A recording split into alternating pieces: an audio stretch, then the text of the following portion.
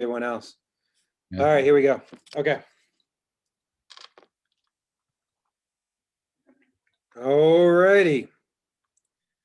Let's get Episode number. started. I Okay. put 105, so let's hope that it is 105. That's how much I weigh. We are, nope, it's 106. Whoops, I'm gonna have to go back and change that. All right, episode 106. Here we go. This is the Dave and Dave Show, February 17th, 2021. So here are our topics today. My father, I put pocket listings. The only person pocketing money is the listing agent. Use the MLS. Backed up with the lowest inventory in the history of Las Vegas. Let's talk. So these two go hand in hand. We're down to what? About 2,300 listings available in the MLS. Single family, yeah.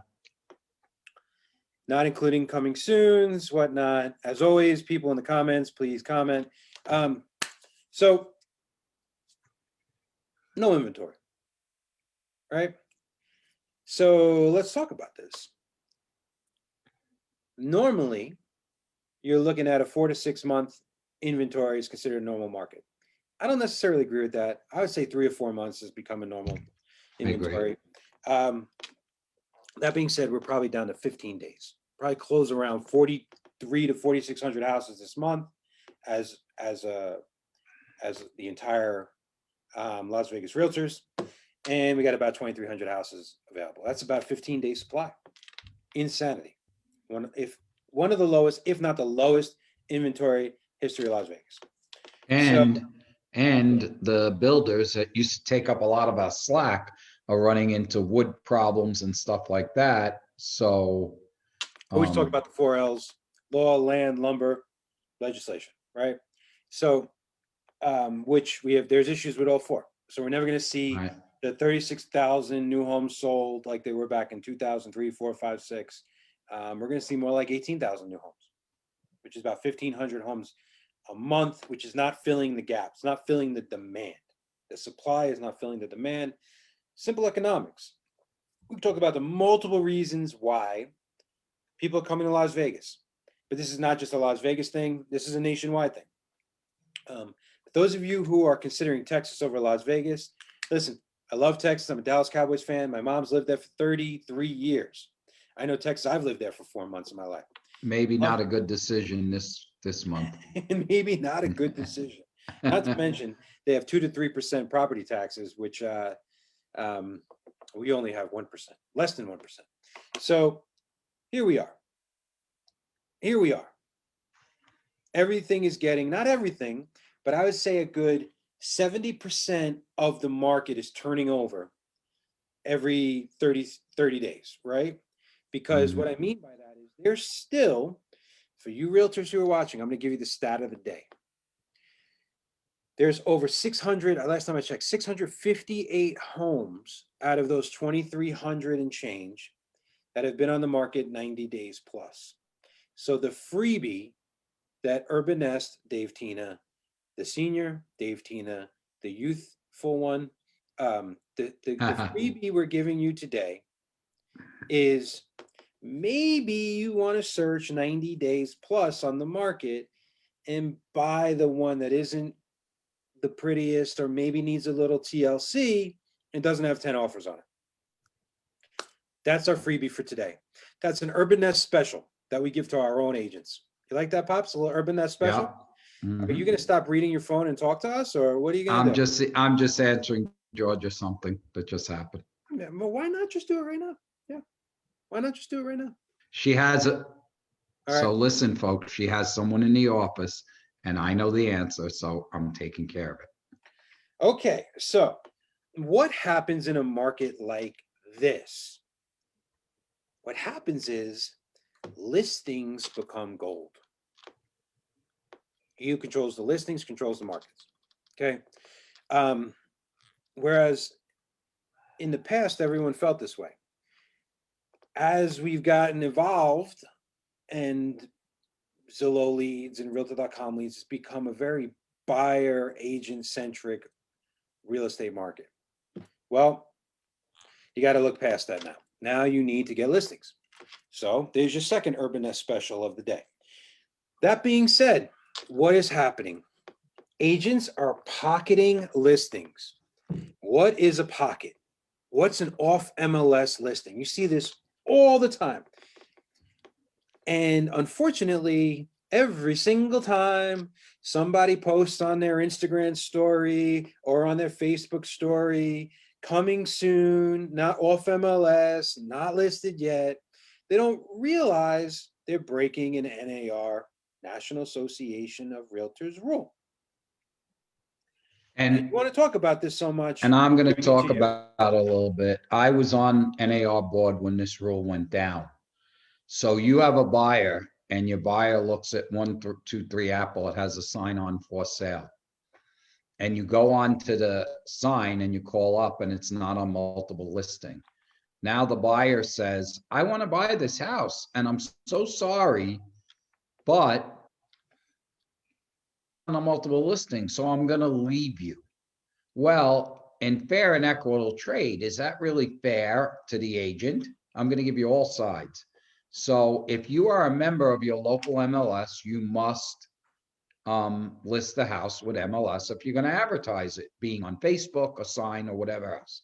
Then, to fairness to the seller, obviously, if that's the case, in this case of multiple offers, do you really want a house that's not on MLS when we're having buyers from all over the United States buy, and you are not giving the seller the opportunity to get the highest and best price?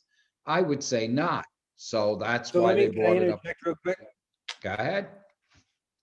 If you're a seller in this market and you're not on the market at least 1 to 2 weekends, you're missing out on the tightest inventory and the most offers you'll ever get. Record-setting offers. So sellers, how do you know for sure that you're on the market? Go look for your house on Zillow, Redfin, Realtor.com, Homes.com. Make sure it's there. You bet. Make sure. Okay, continue. Sorry. So the reason the law was put into place, so you know the full extent, if you, Mr. and Mrs. Seller, decide you don't want your house to be on MLS, you could market through, the agent can market that house through their company and all the company websites within the company, so that you're not hurting the other agent, is not going to lose his buyer to you. If that's your decision, whether it's privacy, exclusivity, COVID, and a million, you have the right to do it. The only thing you can't do is advertise it to the world and then not let the rest of the agents in your city show this home. So it's very fair, because some sellers say, you know what, I don't want to list my home. I want it to be an exclusive, and that's their choice. We all have choice. Listen, but if there's a sign or a Facebook or a newspaper ad or whatever, or anything, it must go to everybody on MLS. That is the rule. And the reason why I put that, who it benefits the most is only the seller, the listing agent. You know, there's this, especially in the high end, which I deal with a lot. There's this feeling of exclusivity, and I got off MLS product, and I'm going to be able to give you access. And everybody wants to sell this higher level of access. Okay. Well, here's the reality. If I'm a high-end realtor, or I'm any realtor, and I do a lot of business, I'm going to be coming across inventory that I'm going to be putting on the market soon. Guess what? You can leverage that. You can, but you can't leverage the property, because what happens is this: if it doesn't go on MLS, let's say someone comes up to you and goes, you know what? Like my father's house was worth 700 3 months ago, worth 750 a month ago, 800 2 weeks ago, 850 a week ago, and maybe in this market he may be able to get $1 million soon. It's insanity, right? Let's say he came to me as a realtor and said, Dave, if you can give me $1 million, I'll sell tomorrow. And he may say, I don't want it on the MLS, just go get me $1 million, right? And here's what happens. I go, great. Now, my choice. if I don't have a signed listing from him, I can actually market, which is interesting if he gives me permission, which is crazy.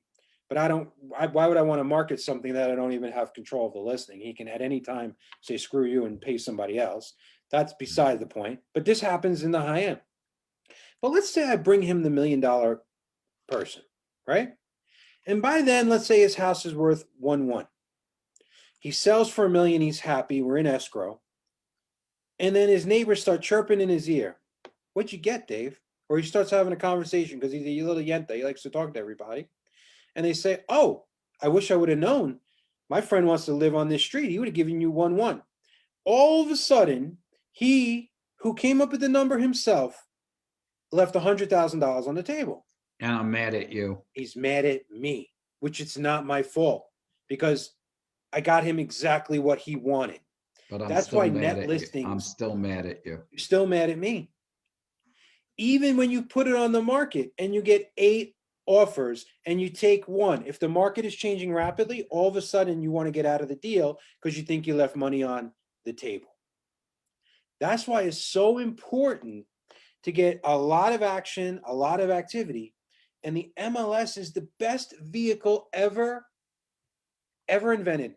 Unfortunately, it's being bastardized right now. But the fact that competitors agree to use a centralized system to work together and co-op together in order to benefit the consumer and get as many people, many eyeballs on the home is actually a beautiful invention. It's a And beautiful you can't cherry pick, oh, this one may not be that good. So I'm going to use all my agents on MLS throughout the city because I'm going to need help. Oh, this one's a beauty. I'm going to keep it as a pocket listing because I know I could sell it within a day. Not fair to the rest of the agents. The seller, though, you represent to get them the highest price. And those of you who've watched the show, I always say, I never got sued in 43 years. I always pretended it was my sister Donna, and I love her.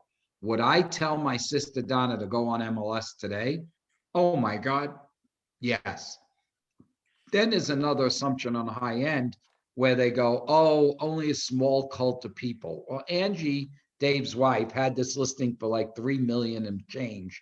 And you know, an agent that sold it, he never sold a high-end property in his entire life. So if Angie had kept that pocketed to just the high-end agents, that listing wouldn't have sold. So let and MLS give you an do example.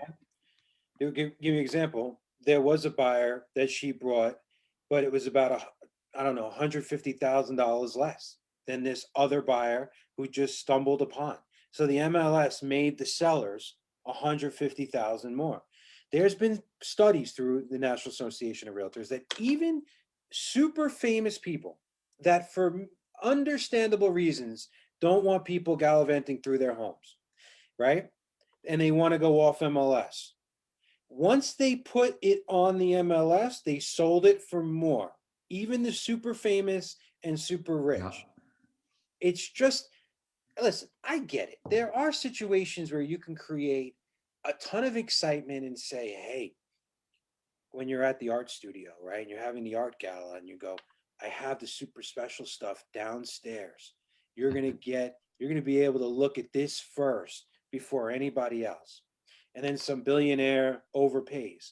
But if the market's super insane, I would argue that if you just brought it upstairs, then the billionaires have to fight each other and it goes up even more. Right? There's an old proverb when we list a house. We say the market value based on the previous sales, your house should go to X dollars. And it's a market analysis, not a price firm. Well, if Dave and I are fighting for that same house as buyers, we may get 100,000, 150, 200,000 more. So the thing that the market does is it gives you the optimal price for your property. You ever watch those auto shows on TV? Angie Mhm. hates when I watch them. I love them. I love old vehicles. I love them. Mhm. Nostalgia. So you could buy one of those things online, classiccars.com, whatever. You probably get some decent money, but when you get to the auction, you cannot duplicate me with the sign going, I want this versus you. There's an emotional thing there, right? Yeah. That competition creates. And value is arbitrary. Value is what I am willing to sacrifice for something versus the person next to me, what they're willing to sacrifice. If the person next to me has a six pack, but never enjoys his life, and I maybe have 20 pounds more, it's the value. What is the value of being in that shape? Me versus that person, right? Got it. And there's no right answer. That's why appraisers drive me insane. Why would you ever not appraise something of what the person's willing to pay? Because that's the value of it, That is true. right? So the moral of And the story, on Billy Alt said today on Facebook, he it all talks about value. He said that he ran him 2 miles and then his wife bought brownies and he ate them. And I said one level's the other, and it's just a funny it's thing. not even that it levels. You know, Billy's in better. He's ahead of the game. It's better than eating the brownies and not running, Exactly, and that's what I said. right? So Yeah. beautiful. So listen, sellers, agents are going to say some wacky stuff to you now because they're going to do anything they can to get the exclusivity on their listing, and that's okay. I appreciate the hustle and I don't knock it. I respect it. But you have to have a bullshit meter up. And if it looks like it's going to benefit the agent more than you, don't ignore that bullshit meter because it's like, whoa, right? What's going on here? So even if they're like, I'll take a 1 month listing, great. At least it's on the MLS. Mm-hmm. Because once it goes on the MLS, it syndicates out to where everyone's looking. Every agent's website, every company's website, every realtor.com, every Zillow, you get it in 50 million places. If someone's looking at your house from Italy and they're on Zillow or realtor.com or Urban Nest Realty site, now you're getting that access. That's why people are on Tinder and Bumble. You want as many possible people to look at you as the listing rather than just relying on where you work and your friends. Right? Like imagine we search for our partner like that. Then you're ending up with like 5 different options and that's it. Hope you like them. Right? So let's see, 9 to 7. So there was a question. It was a good question, and I love how people are reacting. Todd Crandall had a great question. How many of those 90 days and above are tenant occupied? Excellent question. So Linda Evans said, I'm going to do it for you. I looked it up. Out of all the current listings, I guess it's 3,500 with coming soon. So it's probably still like 32, 3,300. 907 of them are what? Condos and townhomes. 907 of them are tenant occupied. So obviously, there's been an extension on tenant. You can't kick out tenants for not paying now till June because of COVID. So out of those 3,500 listings, you're talking about 900 of them, about a third, about 28-ish%, 27% are off the table if you want to live in it yourself. Fair, Pop? You with me? Yep. So that means only 73%. But she took it a step further. Out of 1,042 listings at 90 days plus, only 425 are tenant occupied. So there's still 600 listings, 90 days plus on the market that are available that you make offers on. So why am I focused on 90 days plus, Pops? Why are you focused on 90 days plus? Because Yeah. those are the houses that have something wrong with them that they're not selling. Whether it's price, for some reason, whether it just needs work, right? Whether it's location. Here's the thing. He's been a president of GLVR, the association. I've been a president. We had to do stats every month. And when you look at the stats, 90% of all homes go into escrow within 90 days. I'm going to pull it up right now. It's probably up to 70% of all listings are going into escrow within 30 days. and then another 12% within 60 days, and another 7% within 90. Why are you smiling? Because it's probably, with the craziness going on right now, it's probably higher than that. I've never seen it. Have you seen it go higher than 75%? So basically what it means is, again, sellers, if you're watching, if your house isn't in the escrow in the first 60 days, I'm going to give you the first 99 reasons why it's not an escrow. What are the first 99 reasons why someone's house isn't an escrow, Dad? First one, price. Second one, Ugly. no, second one, price. Third one, price. Fourth one, price. All the way to 99 reasons, price. Then what's the 100th reason? Tenant in it. Okay. It's in disrepair. That, there's a lot, but the whole thing is price and tenant. Because if you can't get in, it sometimes is hard to sell them sight unseen. Okay, let's look. So here are the stats, right? But this is where we're going to get into the bottom right here. So this was January, Pops. 64%. I was actually right. 64% 0 to 30 days. In December, it was 66. So obviously January is a historically slower month, although it was the best January and I've seen on record. But that isn't the crazies of February in that. So look, that's, am I right? 64% 30 days, another up to 80% of houses in escrow in 60 days, 89% in 90. And then if you look the month before, 66, 17, and 7, which brings you right to 90 as well.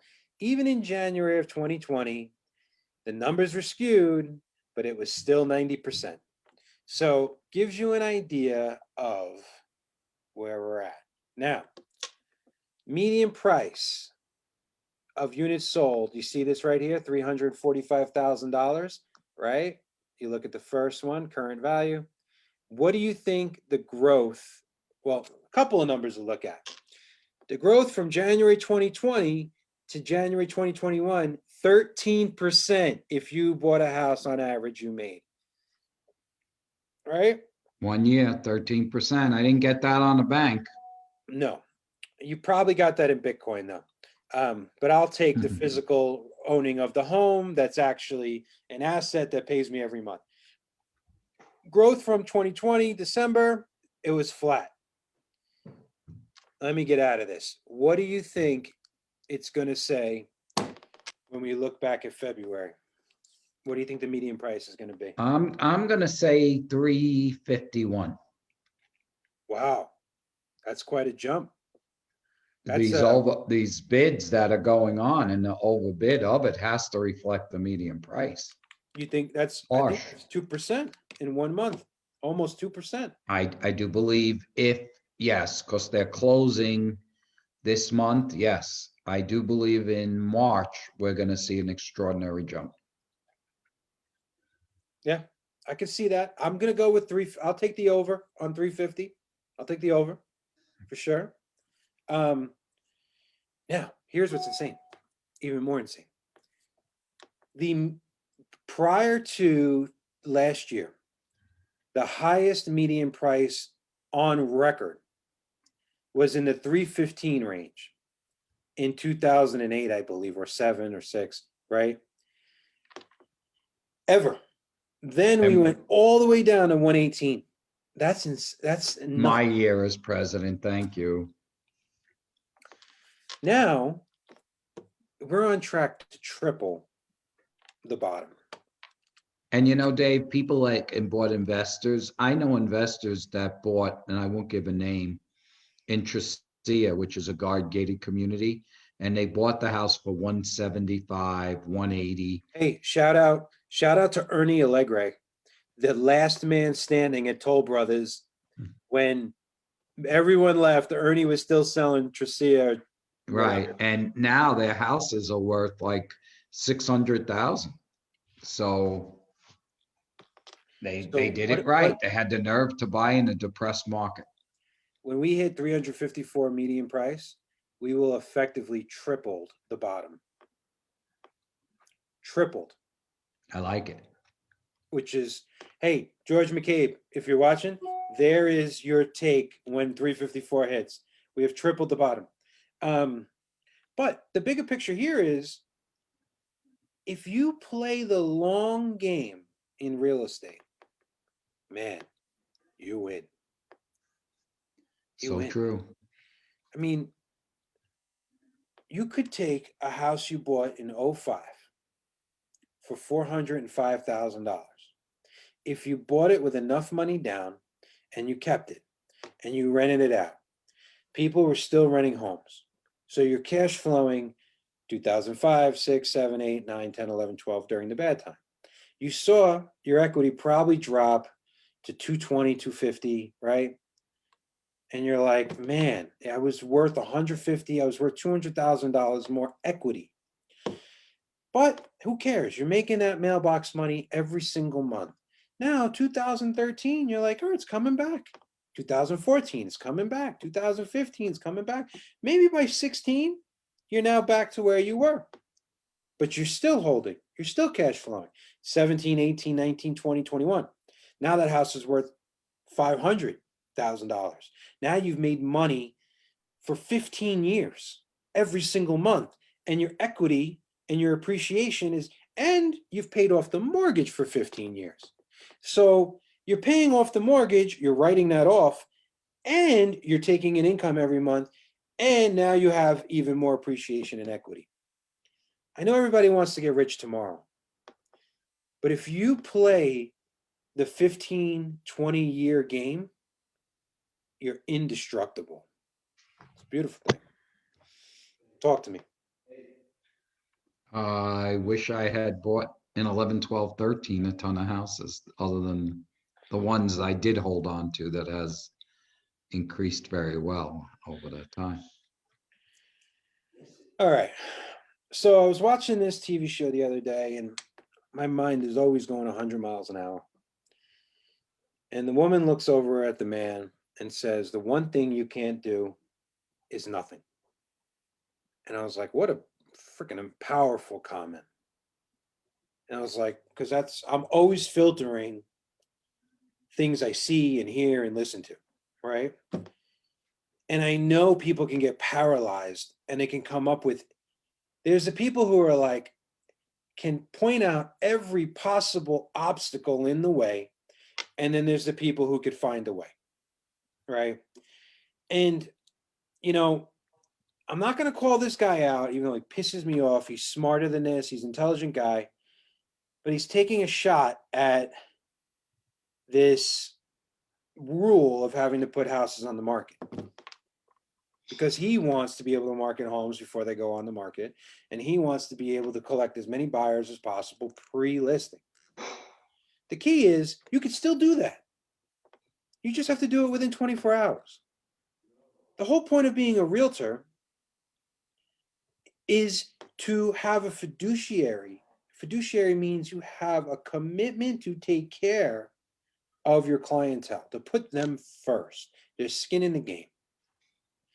The minute you put your interests first as a realtor or as anybody, you lose the game. And it's actually against what you're doing. And what drives me nuts about this guy is he loves to see things burn. He loves to destroy. And my thing is, why not build? Why not create? You agree with this, Pops? And 850 realtors voted on that rule for 1.4 million realtors across the United States. The rule was to benefit the sellers, fair trade, everybody, and the realtors involved. So that's my comment on it. I really don't want to dwell on it because the rule is fair. well, people say to me all the time, I get calls all the time, being someone in the industry that people reach out to you and I, and they're like, oh, the MLS is screwing this up. And I said, let's play a game where there is no MLS. Okay. And here's the way things used to be done. Urban Nest controls, I don't know, 300-400 listings a month, right? The only people that would show Urban Nest listings in the previous days were Urban Nest agents. We kept it for ourselves. We didn't co-op out. We didn't let other realtors in. Not us, but this is the way things were done. The great equalizer was the MLS. So if you start pocketing things and doing internal databases, that means that only the company works, makes money. And that's when you start steering and no one has access to your property. What do you in the car industry, you know what changed the car industry? CarMax, right? The internet, you're able to see everything. If not, you only have access to a little bit. You So know, Dave, even with the car I just leased, they gave me a price. I went online, I investigated what the price should be, and then I got the car at that price. So Dave's sort of laughing to when I was a realtor 43 years ago. You used to get a sheet of paper, rip it up, put it in the book, and then if Dave wanted to show the house and not have me and all the rest in the office, just rips that paper out, and now we don't even know it's for sale. Then the price reduction sheet used to come and you have to find the listing, cross it out, and put the new price. That is the Stone Age. We have gone to sharing all information, and that is the rule, and that's the way we need to be. Share it all to get the highest and best price for your sellers and to make all realtors competitive in the same way. and agents do the right thing. I mean, I know the majority of you have not been in business a long time. You know, I was scrolling through Facebook stories yesterday, and some agent, not MLS, contact me for information. Off MLS, contact me for information. And it seems Okay. like this person had no clue that she was not only breaking the rules, but she was putting it out for the whole world for $1,000 fine. Number one, in the stories alone, she could have had like $16,000 worth of fines. You know, fine number one, fine number two, fine number three. And it seems like you're trying to help, but you're not. It's only benefiting you. It's not benefiting the seller. That's just a reality.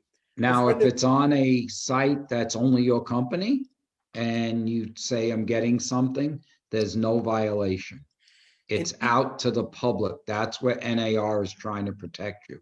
and When you, even then, while it's better that it's out to the company rather than just themselves, it's still not as strong as putting it in the MLS. oh no, I'm talking about violation wise. If I had a house, I say I want to put this on for $1 million. Am I doing an exclusive to our company? I am putting it on MLS and giving everyone the shot to give me the most money from my house. That's reality. And even if you think you're selling, like, let's say my dad was like, well, I'm a realtor. I don't want to pay a co-op to another realtor. I could save 2, 3, 4%, right?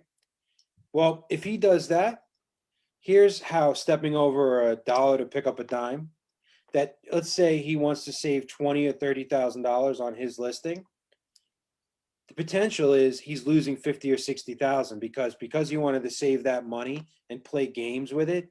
He's not getting the offer that would beat out that savings on commission. Does that make sense? Another, yes, and here's another thing. I saw a sign in Red Rock when I run. The agent put a sign on the property. 4 days later, went into MLS, and their company sold it. It was put into MLS, sold, but with a date 4 days ago. It never hit the open market. So if you think we don't know you're doing it and we choose not to report you because we don't want to be that person, we know you're doing it. And if that report goes to MLS, start with the fines and then comes ethics charges too. So it goes deeper. It's called do the right thing. Value number one in our company. Listen, and let's roll it back to last week. You got some nerve bitching about Zillow or acquiring a company or something going on in the market, and then you being the reason why realtors have a bad name by doing something like this. That's the height of hypocrisy. Defending realtors that are not doing the right thing and then pointing fingers at outside companies. I am by no means a defender of the Zillows and the Redfins or whatever, but I will call it like it is. Right? There's an article by Brad Inman says, don't blame Zillow, blame your leaders. I corrected it for him. I said, no one's coming to save you. Don't blame Zillow, blame yourself. Realtors are complicit. That's just the reality, right? So everyone has a stake in the game. You don't be the hypocrite that holds other people accountable and not yourself, right? What's the saying? We judge other people by their actions and we judge ourselves by our intentions. Kind of interesting, right? Right? Yep. I mean, isn't it interesting? Well, we could justify a way that we were trying to do the right thing, but we hold everyone else to this higher standard that we're not holding to ourselves. So it starts with us. You don't want to be disrupted. I did. Listen, go back a week. 5 fundamentals, not to, future-proof your business, not to be disrupted. Starts with you not pulling garbage like this. Taking care of other realtors is right there, because guess what?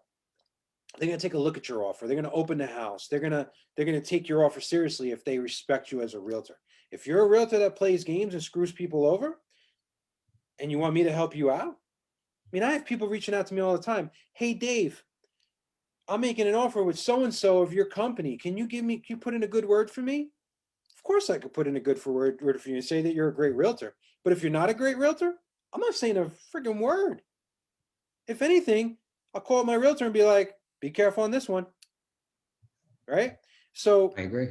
I like to say, be careful. The foot you step on may be attached to the ass one day you have to kiss. So where you at? What's your next subject? That's it. That's it. I thought we were gonna have a little a shortened version today. Oh, okay. I'm good with that. Yeah, because I'm still feeling a little hot over here. So Okay. I got my parting shot. You got yours? I've been in it 43 years, and I've always done the right thing. And I've always given advice for free to help mankind, whether it be an agent or a seller, to do the right thing, to tell them if the house is listed at the wrong square footage and worth more, even though I receive no commission on it, just to do the right thing. So in this business, they say we have sayings, list to live. And here's the saying, do the right thing and it'll come back at you tenfold. Yeah, I mean, the secret of living is giving, right? 5149, Gary Vee calls it. He means that he always wants to be giving at least 51. He wants to be on the other side of the ledger with giving. He wants to be on the higher side. So I love that. I'm going to take that quote I just said a step further, right? The saying is, we judge ourselves by our intentions and other people by their actions. Why don't we flip it? Why don't we judge other people by their intentions and ourselves by our own actions? Hold ourselves to a higher level of accountability, hold ourselves to a higher standard, because at the end of the day, we can't control anything other than that. So that's my takeaway. Nice speedy one. I mean, 45 minutes is speedy, Pops, but I think it's a good thing. A little shave a little bit off, we don't have to do the full podcast. And all right, guys. Good luck to all those people in that horrible weather. We hope you do fine. And thank God we live in Las Vegas. Yeah, right. And what's the inventory going to be next week? 2,100. So, all Take right. care. Take care, guys. Bye-bye.